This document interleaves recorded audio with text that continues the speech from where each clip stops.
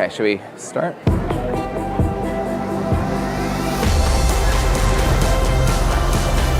don't know. Sand? I like sanding.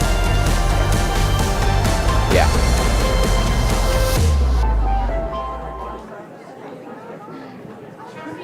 Thank you for joining us this afternoon, everyone. And thank you for coming to Adelaide University's first ever Open Day. My name's Tom. I work here at the university in a future students team.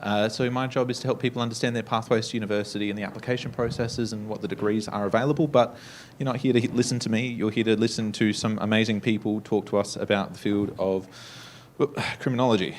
So hopefully you found the right space. Yes, we are quite crammed in, and I know that we've got some people in the overflow room as well. So thank you all for coming in. So this session is going to be mostly, again, about criminology, but there is a few things that I'll just touch on before we dive into it. And very importantly, off the bat, I do want to just acknowledge that we do meet on the lands of the Kaurna people, the traditional custodians on which many of the Adelaide University campuses are built. But we've also got campuses built on the lands of the Bangala and Bowendick people as well in Mount Gambier and Waialla. So I want to pay respects to the Kaurna, Bowendick and Bangala first elders, past, present and emerging. So hopefully you've picked up on the fact that Adelaide University is a new university. If you've made it through till the end of Open Day and you've only heard this for the first time, I am sorry. But it is the amalgamation of the University of South Australia and the University of Adelaide, and it is set to become the largest university of domestic students in Australia, which is really exciting. This opportunity is effectively the biggest change to the tertiary sector in 50 years for Australia, and it's the largest coming together of any two education institutions in the world. So all of that sounds quite large and exciting, and with that comes some really lofty ambitions. So a lot of those are up on screen already, and the university technically doesn't open until the 1st of January next year, but we've already achieved one of these.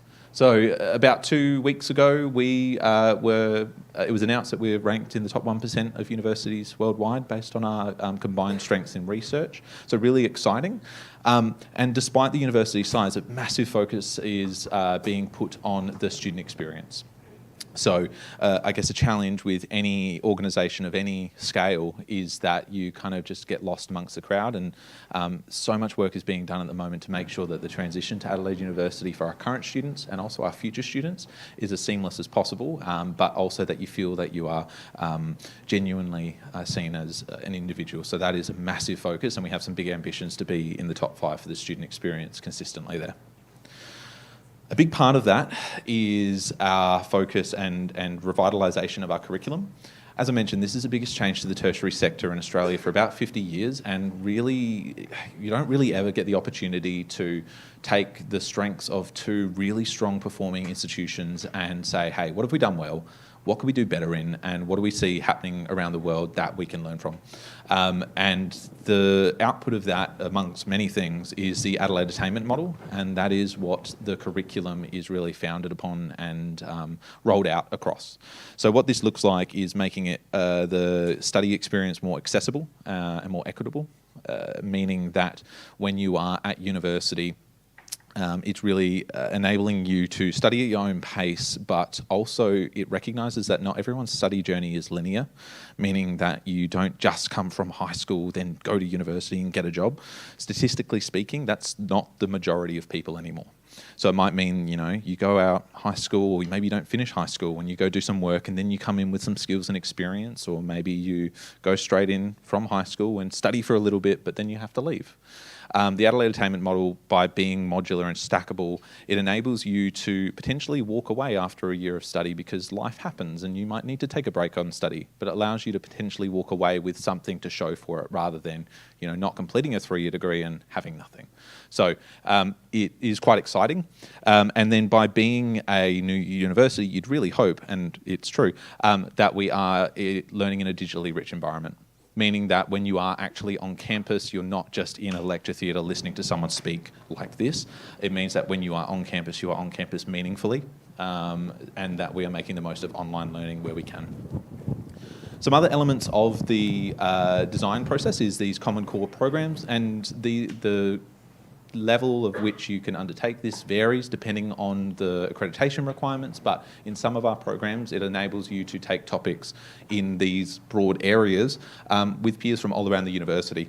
So where your program permits, you do one of these each year and then be able to build up some of those softer skills that you'd be needing out in industry.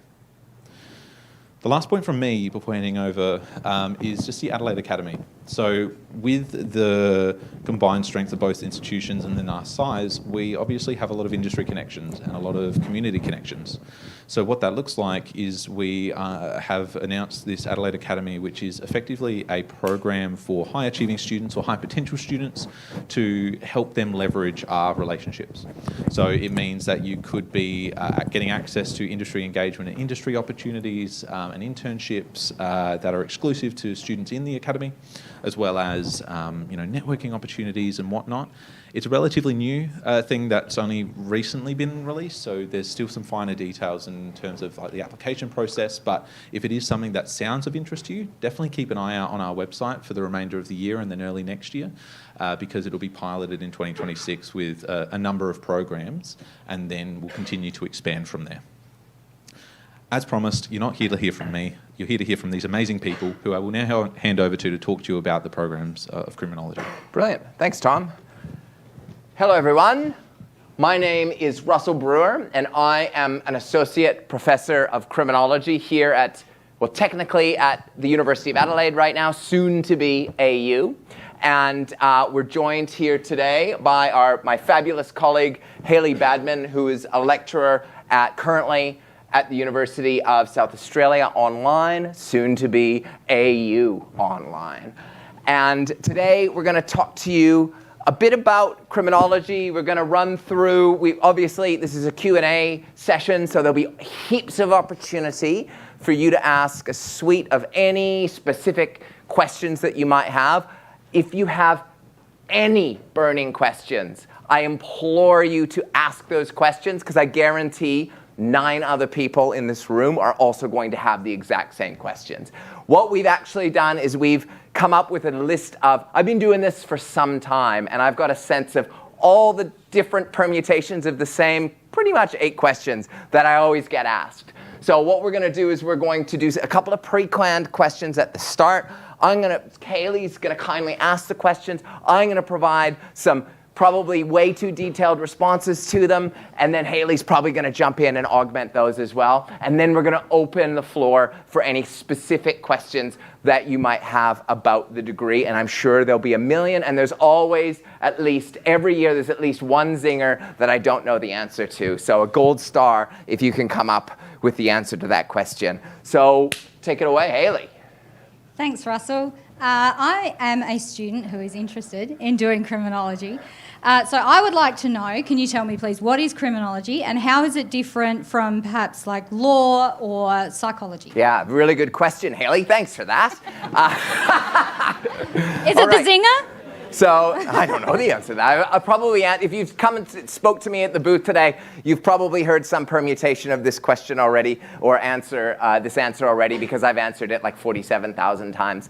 So criminology, as criminologists, I like to think of it this way.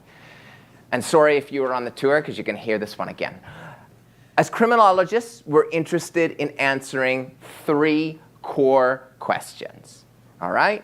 The first, what are the causes of crime? Like, why does crime actually occur? Right? That's number 1. Number 2, what is the impact of crime? This is really important because crime impacts us all differentially. Now, if we can answer those first 2 questions, then we can start to tackle what is potentially one of the most important questions. How do we control crime effectively? Right? You can't control crime unless you first understand what the causes are and what the impact of crime is. Now, to answer those questions, as criminologists, we are what you call interdisciplinary. All right? We need to draw on other disciplines to provide really robust answers to these questions. We need to draw upon law. We need to understand geography in order to know how crime is distributed spatially. We need to draw in forensic science, chemistry, biology. We need to draw in sociology. We need to understand how the world is organized socially to be able to understand and answer these particular questions. We draw upon mathematics, statistics, a wide range of different disciplines. Computer scientists. I'm actually a cybercrime researcher. We develop tools with law enforcement to make it easier for law enforcement to detect and combat such crimes as hacking and child sexual abuse online. Right? We develop real tools that are used by police today to combat these crimes. I work with computer scientists. I work with psychologists. I work with digital forensic specialists to develop these tools in really and as a criminologist, in really interdisciplinary ways. You have to do it. If you're going to tackle crime, you need to understand all of its constituent components. Do you have anything to add?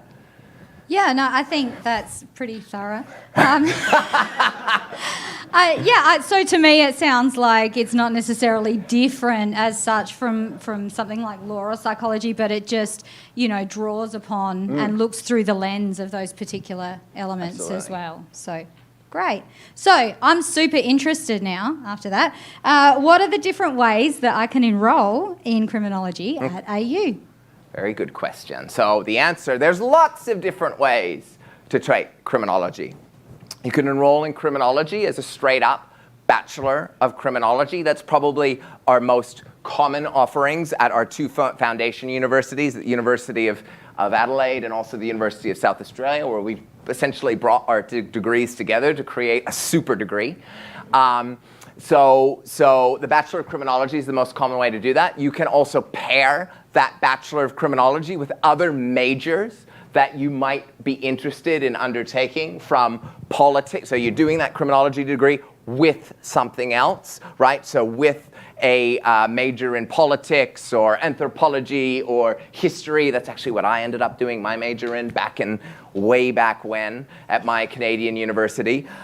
You can also take criminology and pair that as what we call a double degree, they're actually super cool. So you can take a criminology degree and, for example, a law degree or a psychology degree and undertake those two degrees at the same time. So you do those two degrees concurrently. And what that means is we wrap those study plans together. So you take two degrees at the same time, but you get a discount on both of those degrees, right? So you actually can complete those because they're so tightly interwoven. You complete those two separate degrees in an expedited amount of time. So I think the psychology degree is going to be a 4-year degree instead of taking 2 3-year degrees, and the law degree is going to be a 5-year degree. And when you complete those two double degrees, you actually finish with 2 separate degrees. You got the Bachelor of Criminology and you've got your accredited law or psychology degree. And those two degrees are incredibly popular and I think really powerful pairings as well. And in fact, I'll talk more about that in a subsequent question that I have a sense might be coming. Oh, and, sorry, one more thing. You can also, the modes of delivery are quite diverse as well.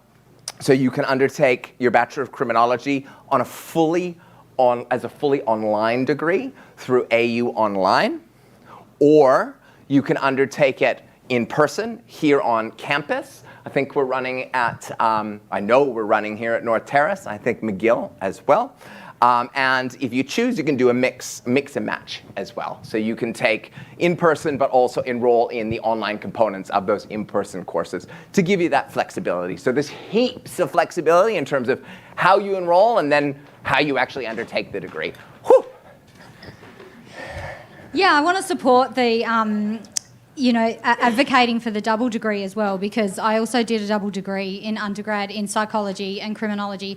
And I think it's a really great way to, if you're sort of here because you're thinking, I really want to do psychology, but maybe I might be interested in criminology, doing them as a double degree can really help you get into those skills to get into that specialised area if you have a particular area that you're looking at. So speaking of careers, what sort of career pathways might emerge from doing crim? That's another really good question. Whew. This is actually... This is, this is actually one of the hardest questions to answer because there isn't this linear progression from a degree into a certain vocation.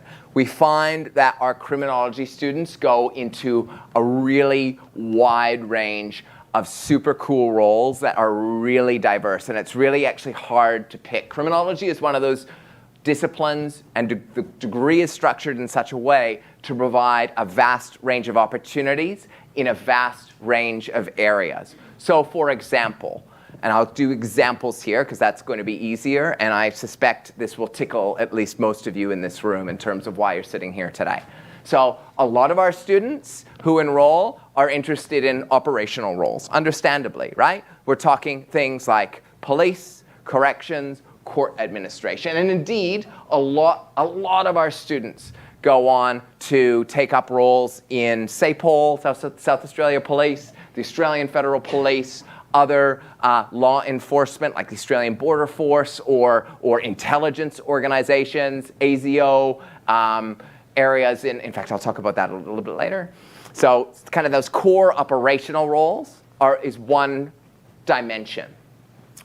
Other students tend to move into the sectors, that kind of tangential sectors that support the criminal justice system, right? So you think psychiatric care, social support, social work, victim services, rehabilitation services, counseling, defense.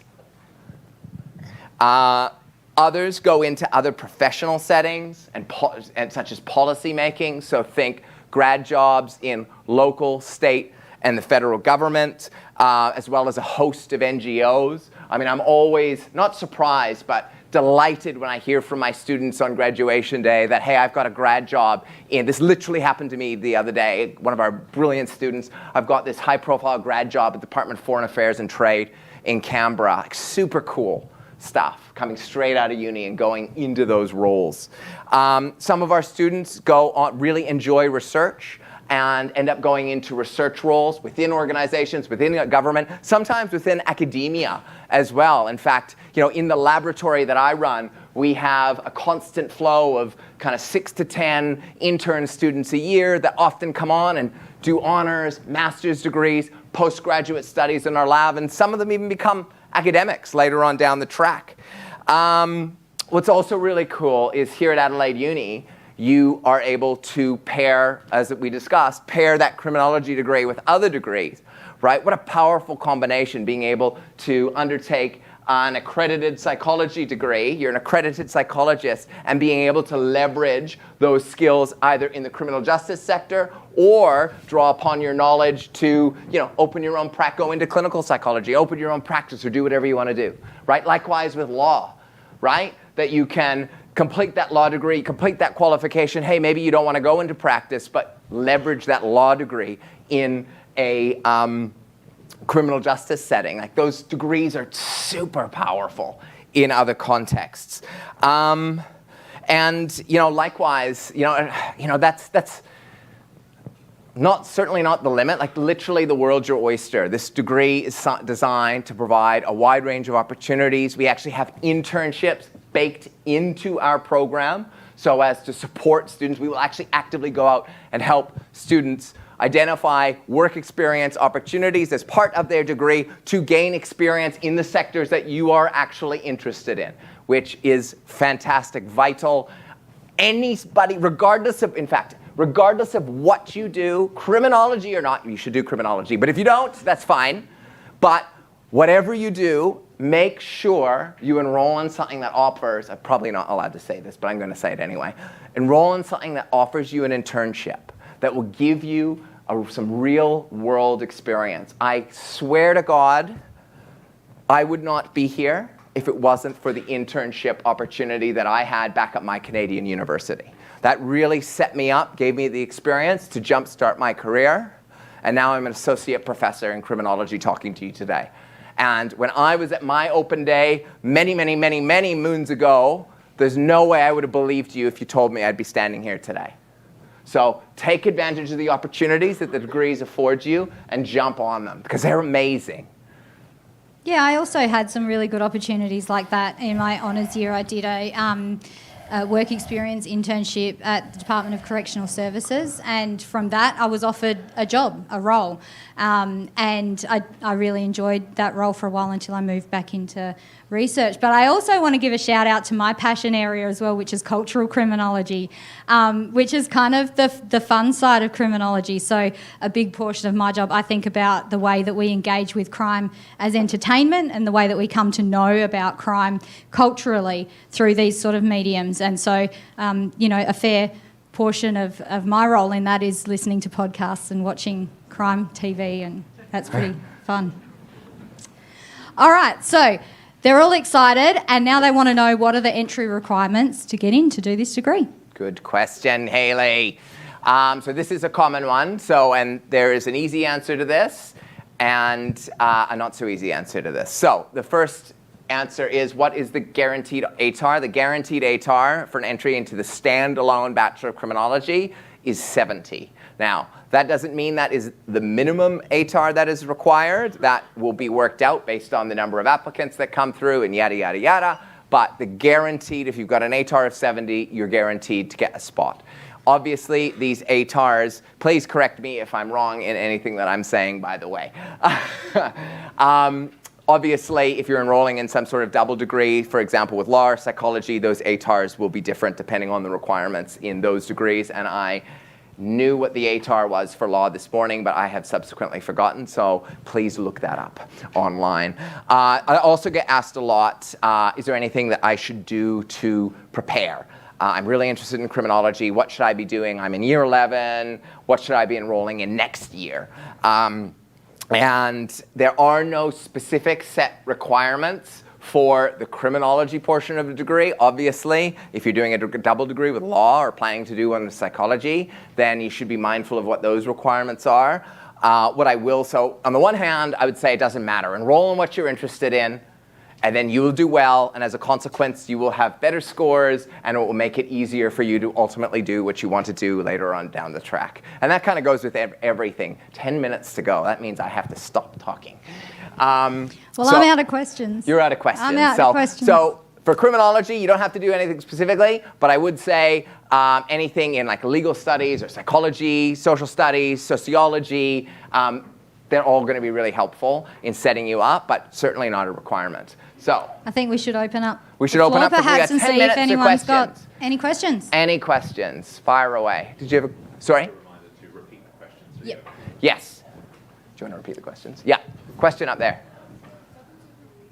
Is that harder to accomplish than just doing a single degree? Is a double degree harder to accomplish than a single degree? So it's like there's a lot of action in those degrees. There's no doubt about that, because you are completing 2 degrees at the same time, and as a consequence, you might not have as much. You definitely are not going to have as much flexibility in terms of, say, open electives that you might have. That means you can just basically enroll in anything in the uni. Because we're mashing 2 degrees together very efficiently, there is a lot of core courses that you need to complete. I wouldn't say it's harder. I would say, again, you can and you should be flexible and mindful about what your working commitments are and all those sorts of things so that you can complete your degree at a pace that allows you to do really well, right? It's not, again, another thing, regardless of what you end up doing, this is Russell's hot tips for succeeding at uni, go at your own pace. It's not a race to finish your degree in 3 years or 4 years, right? If you're working, and I know what it's like, I had to work 40 hours a week to, pay for things like food to survive as I went through uni. And you know what? It ended up taking me an extra 1.5 years to complete my degree. And as a consequence of not trying to do everything at the same time, I did really well in the back end of my degree, and it created opportunities. So the other thing I would say with that doesn't make it harder. I would say it's really important to enroll in things that you like, right? Because if you like a degree, if you enjoy the courses, you're going to do well, right? And if you enroll in something today and you don't like it, or you're not doing as well as you thought, or you like something, change.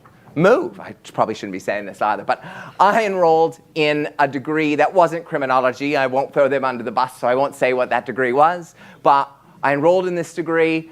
I didn't like it that much. I took a criminology elective because there was flexibility in my degree, took an elective, loved it, transferred into that degree, and now I'm an associate professor of criminology, right? Because I liked it, I did well. It made it easier for me to keep my ear to the ground for opportunities, seize those opportunities, and away to the races I went. Thanks. More questions? Yes, up in the corner. Like, what if we offer, like, get a 65% HR from stage 2 and then do a bachelor of journalism with fiction writing, and then 1 year after transfer a bachelor of criminology and justice? So to clarify, just to make sure I've got your question right, if you get the ATAR for one degree and you begin that degree and then you want to transfer into another degree, is that yeah. So generally speaking, at Adelaide University, the guaranteed entry works in broad bands. So we've got 70, 80 and 90. So let's say, the criminology one, what was the criminology? Was that 70. 70, perfect. You could certainly apply for a program that has a lower entry or even like a diploma or some of the bridging programs for sure. And then after you've done maybe 6 months of full-time study, you could use your grade point average to apply for an internal transfer into your other program of choice. So backup options are always available. Really recommend having a chat to us at the study hubs about your specific circumstance so we can make sure it's tailored to what you need. Very good answer. Huh. And these sorts of things happen all the time. Like students will come in, start something, and then transfer it into something else. And that's totally fine and cool. We got a question patiently up in the corner, and then we'll come down here. Loud. My hearing sucks. How differently do internships work if you're doing double degree compared to a single degree? It like shifts around, right? So how do internships work if you're doing a double degree versus a single degree? That is a very good question, and there's it depends on the double degree that you've undertaken, and there can be a little bit of flexibility in that degree. So each degree will have an internship that is embedded in the degree. Sometimes there are actually opportunities to undertake 2 internships as well, depending on the degree program that you have enrolled in. And obviously, if you're enrolling in law, then you're going to have, this kind of the formal training component where you're articling and that sort of stuff as well, right? So there are that's a difficult question to answer because it kind of depends and it can be tailored to the student based on what you're interested in doing ultimately. So at least one is the end. Oh, sorry. And there's a question right here. And then up the back. Are there any limitations to which degrees you can combine to do a double? I know you mentioned a few. Are there any limitations in terms of what can be the specific degrees that can be combined? So yes, there are. In fact, Tom's probably got a more articulate answer to this question than I do. It's one of those yes and no kind of answers. So formal double degrees require that kind of stitching that was spoken about before of us recognising... Where you get that discount. Yeah, the discount. You can always do what's called concurrent studies. You can study 2 different degrees at the same time, but it doesn't stitch very nicely because there might not be enough available electives for us to carve out one degree and then combine them together. So instead of it being neatly 4 years or 5 years, it might be 5.5. So yes, that's always possible. We don't recommend it with things like nursing or programs that are so prescriptive that you're told every single topic that you have to do because there's not a lot of flexibility. But you could always come back and do postgraduate studies. So you do your bachelor's degree and then you come back for a master's or something along those lines. So it's great to build upon your knowledge, but it might not necessarily be doing 2 bachelor's degrees at the same time. Well, it is possible though. Yeah, so there's a heap of flexibility there, and that's one of those things as well. Once you enroll, you can have conversations with your program coordinators to work out what your options are, what could work, how could we develop a study plan that works for you, because everybody's different and everybody is interested in something different, and that's okay, right? And we get a lot of off-the-wall requests every year that we weren't necessarily prepared for, but we're able to accommodate in some way, shape, or form to make it happen. I did my double degree by accident. I was doing the degree in psychology and then I kept choosing crim electives. And then I got towards the end and somebody said, hey, do you know what, if you do one more crim topic, you'll actually have a double degree. So, yeah. There you go, it happens. I know we had a question up at the back. Yeah. For a career in forensic psychology, would you recommend a double degree? Yes. So if you're interested Would in we recommend the double degree for forensic psychology So for a if career? you're interested in forensic psychology, I would recommend. I think the criminology and psychology pairing is an incredible potent pairing that provides a lot of criminological context into a psych degree that you wouldn't necessarily have that exposure to. I mean, obviously there's a lot of crossover, and in psych you do talk about crime, but not to the same extent that you're going to have in a criminology degree. So absolutely, I think that's a brilliant pairing. We've got time for 2 more quick questions. One. What would be a useful second degree to study with criminology? What are some other useful second degrees to study with criminology? So the 2 most popular are law and psychology are the 2 degrees that we have together. We also offer majors in a wide range of different areas that are quite common that I'm going to shoot back to: anthropology, history, politics, international security, migration studies, sociology, social research, and policy analysis. Lots of different areas. As we said, I constantly have students that are pairing together their criminology degrees with computer science degrees, with cybersecurity degrees, with forensic science. So wide, at the end of the day, I'll go back to what I said before, you got to follow your passions and enroll in what interests you. Because if you're interested, you're going to do better. And if you do better, you're going to this place is going to generate more opportunity. So keep your ear to the ground, listen to those opportunities, and grab the bull by the horns and run with it. Sorry, and there's one more question here. There's an online and a face-to-face. Correct. And you do Or there's face-to-face with online as well. You apply for face-to-face and you do some online components within that subject selection. Yes. Yeah. So just to repeat the question for sorry. and people watching, can you do online and face-to-face together, essentially is the question. So you can do them separately and you can do a mix. You can do a hybrid model, yeah. Yes, Yeah. absolutely. And in fact, there will be some courses that you'll be able, if you're enrolled on face-to-face, there are some courses that you could also enroll in through the AU online degree as electives that are fully online. Yeah. Right, so there is that mix. There's that. If you want to be face-to-face only, you can. If you want to be online only, you can. If you want to be face-to-face sometimes, but online sometimes, you can do that too. But you apply for the face-to-face. If you want to do face-to-face, you apply for the face-to-face. If you want to do a mix, do you apply for Face-to-face. Face-to-face. Yeah. If you want to do online only, that's through AU Online. Okay. Do we have time for no? Not as part of the session, but we certainly have time for more questions. So what I will say, thank you all for coming to this session. And as I was about to say, there is plenty of time for more questions, but we can start taking them outside, or we can move over to the Goodman Lawns, where there is a booth set up with an amazing... Yeah, we've got our crim booth too, so come up and chat to us. We'll be yapping until the end. So thank you so much. Oh, thank you.